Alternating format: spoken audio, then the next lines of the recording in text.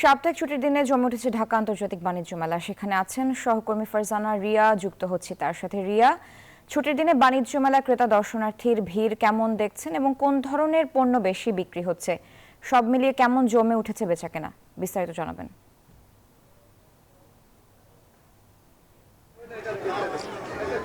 ধন্যবাদ সারা। এই মুহূর্তে আমি আছি বাণিজ্য মেলার প্রাঙ্গণের 24তম দিনে কিন্তু জমজমাট হয়ে উঠেছে বাণিজ্য মেলা। শুধু তাই নয়, এবার বাণিজ্য মেলায় কিন্তু ক্রেতা সমাগম একটু তুলনামূলক বেশি। সাপ্তাহিক ছুটির দিনে দেশের বিভিন্ন প্রান্ত থেকে কিন্তু মানুষ এসেছে কেনাকাটার জন্য। কেউ ঘুরে দেখছেন, তবে বেশিরভাগ মানুষই কিন্তু কেনাকাটা করছেন।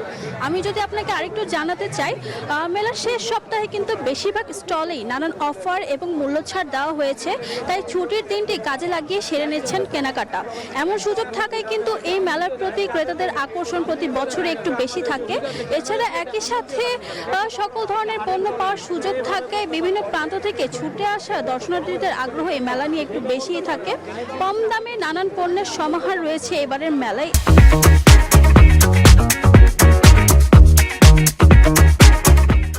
এই সুযোগ হাতছাড়া করতে নারাজ ক্রেতারা।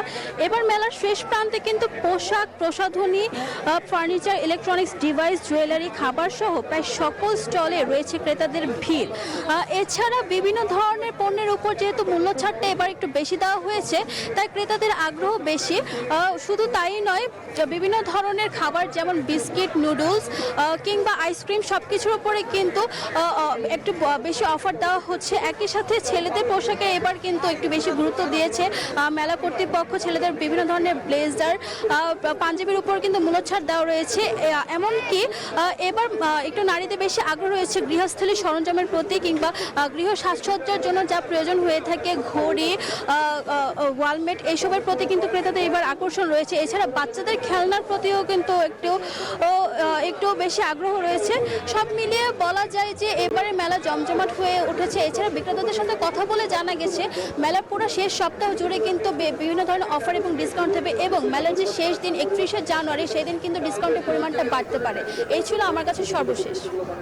রিয়া, আপনাকে ধন্যবাদ। দর্শক, আন্তর্জাতিক বাণিজ্য মেলা থেকে যুক্ত ছিলেন সহকর্মী ফারজানা রিয়া।